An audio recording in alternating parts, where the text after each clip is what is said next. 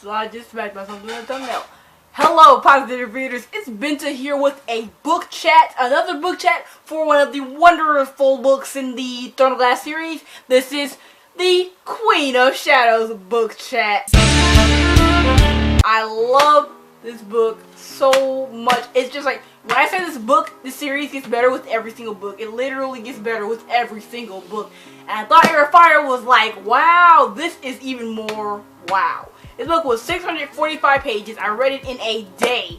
And I was just blown away. If you didn't read it, you can leave now. But I did love it a lot. There were so many things that happened in this book. So many different things. It was just like, wow. So, you can see how long it is. So much stuff. So, if you haven't read it yet, go back, go read it, and then come back and we can talk about it together. So, we're going to start talking about this book. Obviously, I have my notes, which I always have, and we're going to talk about this. This book starts off, we get Dorian's point of view, and he decided this. I didn't know from the last book chat or the last book, I did not realize that he actually had one of those collar things around his neck that was actually keeping a Valk prince inside of him that was like controlling his body. I didn't even think he did. I thought he was in a dungeon with Aedion or something. I don't know, but he has one of those things on. So his father's basically acting like he's normal Dorian, but he's not. So, but Dorian is inside fighting, like inside his own head, fighting against this demon thing inside him. So that's tragic. Selena, she's back in the Darkland actually. I'm pretty sure she's back in the Darkland when we start this book, and Arrowbin is like the end game for her at the moment. He's trying to like spy on him, and he's like at this place at the vault and is doing some business with somebody. She walks up and is like trying to spy. She's like, I know that walk anywhere. When the client walks away and it's like, it's Kale. I'm just like, thank you so much for that jarring moment. I was just like I was like, why are you meeting with him? He's insane. She obviously didn't confront him because she was trying to get a meeting with Arrowbin too, and she sat down and was like, hi Selena, whatever. And they were having talk.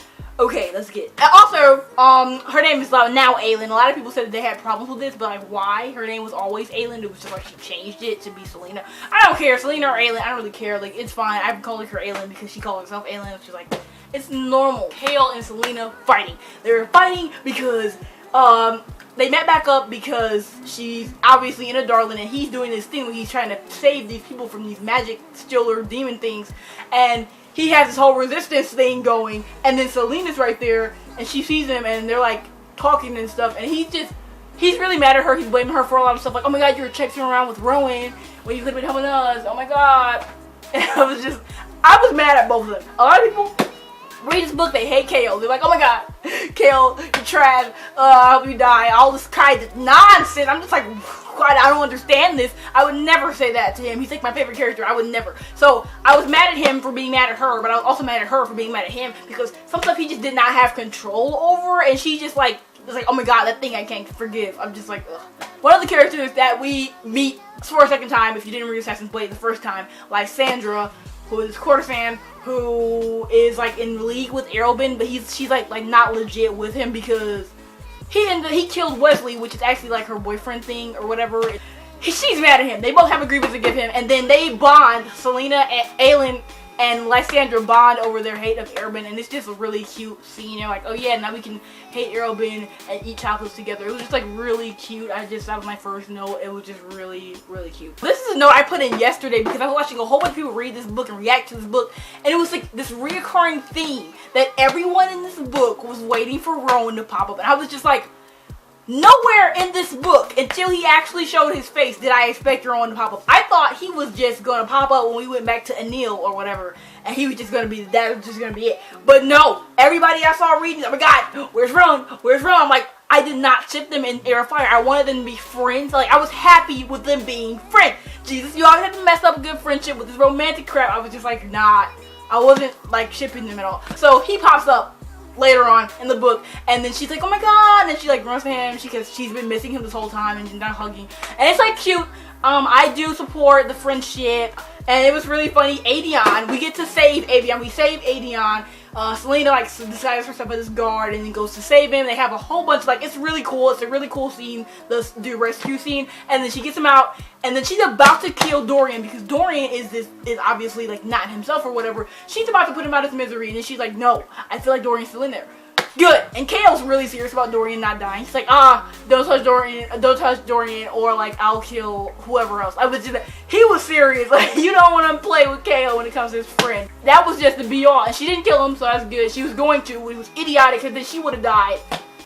Idiocy! After the rescue scene, Adion meets Rowan sometime later, because Rowan pops up, and then they're like staring each other down like, I'm the better Selena friend, I'm the better alien friend, supporter, person, thing. I was just like, and she was like, oh my god, all this territorial nonsense. They were just like staring each other down. It was so funny. Like, obviously this book has 30 point of views because Thursday Maas writes in third person, so we have like I don't even know the word, but it's like we get to see a little bit from everyone that's important's point of view. And one of the point of views that we get, obviously, which we had in the last book too, was Rowan. And he is the point of view that made me start shipping Rowan and Aelin. I was like, y'all are not doing this. I wrote making me tip the scales, because that's exactly what I did. I had to put down the book and was like, y'all making me want to tip the scale. Me, Kale, and Aelin, Selena, whatever, for life. I love them so much, but I was like, oh my god, y'all making me tip. And I was just like, I was very sad about that. And then his point of view, he kept saying that, oh my god, he's like this Fae warrior god thing, but he's like a fool when it comes to Aelin. I was just like, I ship. It was so funny, like the nightgown. She was, because they were, they obviously always slept in the same bed because like they were good friends at Anil or whatever. So they came. So when he popped up in a Darlin at her apartment, you know, they still did that. But she was like really bugging because apparently they had this newfound attraction to each other or something. I was just like, why are y'all doing this? Y'all were great friends in the last book. I did not sign up, but whatever. And then she would like come out in this nightgown or whatever. He was like, oh, you forgot the bottom half. It was just so funny. And she was like, he said something about like, something being improper, and she was like, oh, he didn't know how improper I could be. It was just like so good. This was when I really was like, I'm sold on these people. I want them to be together. And he couldn't sleep. He like woke up in the middle of the night. It was hilarious. I was just dying. Lysandra obviously is an important character now, so she's helping her with her Arabin plot or whatever. They're like good friends. So Lysandra came over and was like talking with them at the table or something, and they were eating, and she was like, oh, what is this trash food y'all cook? Y'all cannot cook. And then they were like, excuse me. And then she's like this, she's like a really flirty human being. I love her character so much. But she was sitting at the table flirting with Adion, and she was like, yeah, I'm good with the flirting. But then she turned her attention to Rowan, and she was like, I was good with it until she looked at Rowan. It was just so fun. It was like a jealousy. You like him. Their plot now is Aelin, whatever, is going to get, she wants to get the word key back from Arabin, the thing that he took from her when he was like, she was like a kid when he first found her, and she wants to kill him. On this, they had to go to this dinner. They were going to have this dinner at his house because he gave her an ultimatum. I'll give you the word key or whatever if you bring me this valve thing so I can like experiment or whatever. So she brought him a valve thing. They go to the house, her, Adion, Rowan, and they go to the house, and she finally wears this dress that Rowan saw in her closet like pages ago. He was like, I want to see you, and then she finally wore it. It was really nice, and they were like looking at each other like, oh, we're both like equally meshed in greatness right now. Oh my god. He sent her like some oil because he's crazy. He's like psychopathic. So he sent her this oil. It was like, oh, you know, you have to wear this oil or whatever. And she did. And then they were like at the doorstep. And then, I don't know. So he was like being all flirty with Selena. And then Rowan was like, thank you for the oil. My skin's a little bit dry. It was just so funny because he put it on too. I wanted to cry. It was just so funny. I love Rowan. He's great. It was really, really fun to see. So they were doing the mind thing at the table. They killed the valve thing, and he was like, oh my god. And Selena had already, I keep calling her Selena, whatever. Aelin had already went to find the valve thing she was going to take to him, but we didn't get to see like what was going on with him. Took him in the basement, and then Arabin was asking him all these questions. Oh my god, how do you do it? What's the ring and stuff? And he was telling him how to get somebody to be controlled, like how to control somebody with this ring.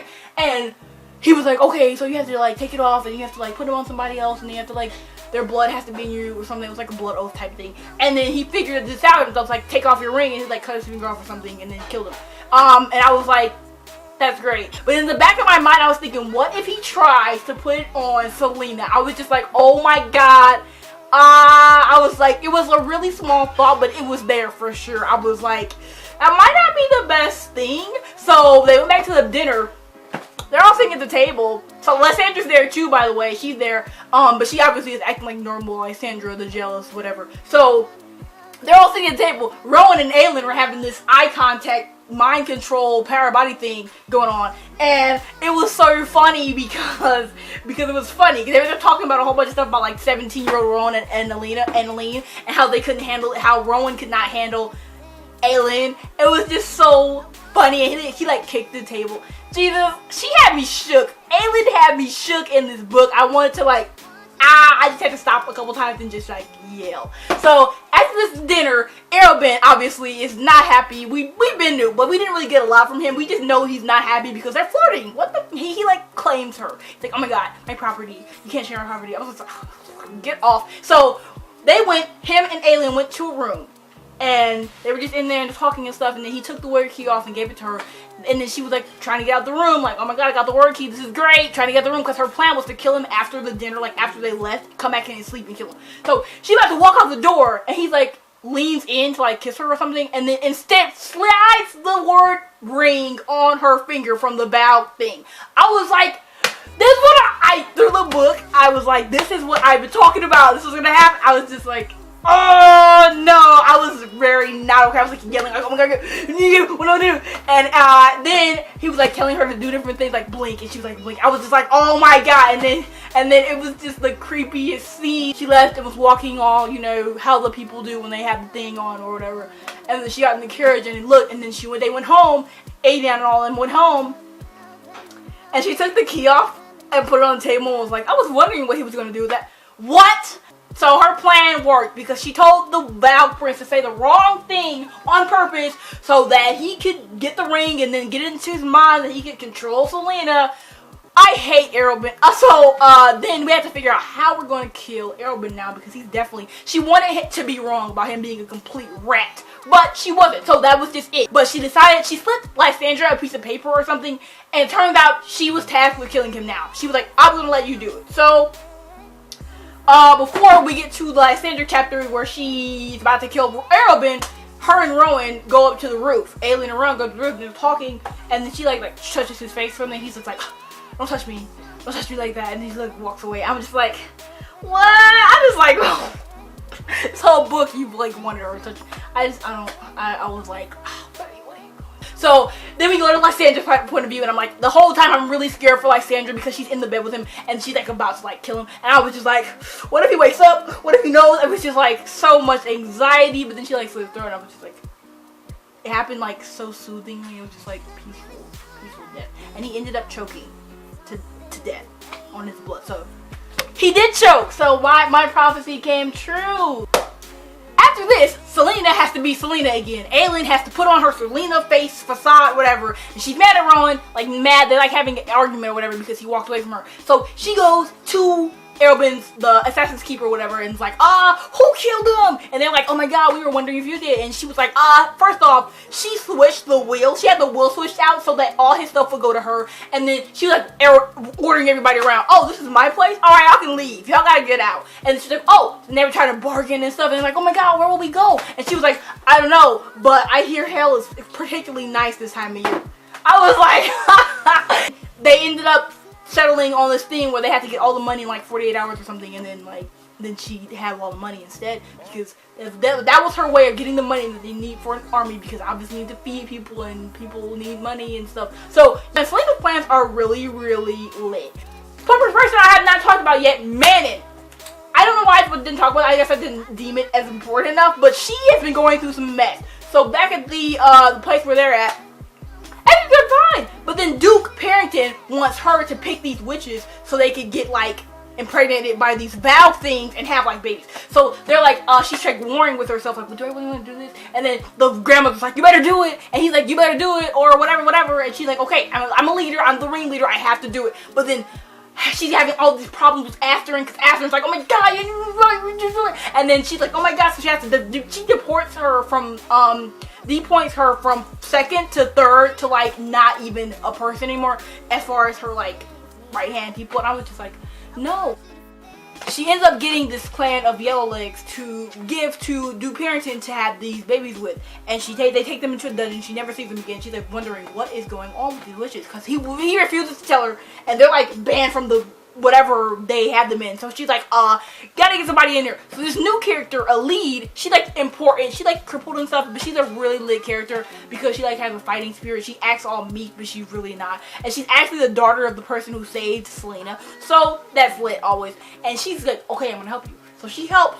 Goes down there and looks, she like throws up all over herself. It's like horrible, horrifying what they're doing to these witches. Like making them give birth like over and over again or something. It was just bad. Also here is Keltane. She's like the wife of the Duke, and she has one of those collar things that Dorian has too. And lo and behold, y'all, she's fighting. Unlike Dorian, he's like fighting every second. Keltane is like waiting in the shadows to take him over. Let me go switch back to Aelin and Rowan and them. Turns out Arabin knew all along what was going on with them, so I guess his death triggered somebody to send like information to the king. Cause then next thing you know, Lysandra's kidnapped. The little girl Elizabeth was really cool. She was nice. But they kidnapped Lysandra. So she was like, we gotta go get her. So they all did this rescue mission, and Kale is involved, and Dorian's gonna be there too. So this is just gonna be like the perfect opportunity. Kale and her are talking about it. We have to kill him. He has to get put out of his misery. He's not in there. This thing is taking him over. He's probably suffering. We have to kill him. They go to this clearing in the middle of nowhere where they're gonna meet, and they do this, and then it's the coolest scene ever. This entire scene, like chapter, is like right there. It was just so cool. They see Dorian, and then it switches to his point of view, and then Manon and then touchdown on their wyverns. I swear to God, Dorian, he saw Manon and was like, wow, like this is like the most beautiful human being I've ever seen in my life. He just started going crazy. And then the demon inside him is like, oh my God, no, don't get close to her, don't touch her, it's not good, no. But then he actually finds his voice, because he hasn't been able to talk because the demon has been talking for him, like with his voice. But he finds his actual voice because every time Manon moves closer, like the demon recoils because she's like light or something, I don't know, I forgot. But, and then he's like, it's like this entire line of dialogue between them is the cutest thing ever, and I shipped them immediately. The second they started talking, I was like, and he literally could say Dorian, like he said his name. He couldn't think of what his name was, but he said it in front of Manon. Because Manon was like, oh, what's your name? And he was like, hello, Princeling. It was just really cute. I really shipped them. I loved them before they even started. That's why I put it in here. It was great. So they get Lysandra back. Oh my God. And then everybody's fine. And the next thing you know, freaking Kale runs off to go get Dorian. He's like, I gotta kill him. It's just like, he's my friend. He doesn't deserve to suffer. Jesus, and we know he's not gone because he just was talking to man. So, oh my God, he goes to save Dorian. He runs the wrong way. He's like he thinks he's going the right way. He goes the wrong way and runs into the witches' clearing, and they're all like, ah! And then Selena and Aelin and them are like, oh my God, we can't leave him. So they go, Kale and Selena film. So they go to find him. And then he's like being like about to die about the witches, and he's like, oh my God, and they're like, no, don't kill him. And then Manon is developing actual feelings in this book. Like, she actually cares. So she was like, okay, you can go. She throws them, whatever. But then Aelin, being Aelin, used his blood that they had spilled, a little bit of it. Like, he wasn't hurt. Don't worry. But she used his blood to make like a spell that would trap her. Manon was gonna let them go, and then she was like, oh, guess Baba Yellowlegs wasn't so like lucky or whatever. Like, I'm a witch killer basically. And then Manon was like, we gotta kill her. They run. They're all running and stuff. And then Selena and Manon have a fight, and it was so cool because they're like such bad ones, and I just love both of them so much. It was so cool to see them like collide. So they're fighting, and then Rowan tries to jump in or something, and then he gets like hit by an arrow. Manon is about to die. She's about to like fall or something and die. Like, oh my God. And then Aelin is like, we have to save her. And then because she's like, is it really like she's too much of a bad one to like kill? She can't just die. She's too much of a good fighter. It was really good. They were really evenly matched for each other. I really respect. So everybody's fine. Everybody's fine. They end up saving, they help Rowan. He goes back and everything. And then they go back to the apartment. This one scene, she comes out, you know, nightgown. So she comes out, and it's a gold nightgown that Rowan was joking about in the beginning. I was just like, boy, she got the nightgown. I was just like really shook at this moment. Like, and then she said something like, oh my God, he made her want to live. Like, not want to be alive, to live, like to actually not survive, but to actually thrive in life. I was just like, that's beautiful. So reasons to ship these human beings. So I definitely ship them a lot. So, oh all of a sudden, they wake up or whatever. This scene I didn't really like at first, but then I'm like, oh, I came to terms with it, so I love them, whatever. They wake up, and it's like this uprising in the city. There's like, oh my god, what's going on? And the darling, and she's running around trying to figure it out. Tell me why Manon wrote on the side of everything, because she owes her life debt now. She owes her life debt because she saved her life.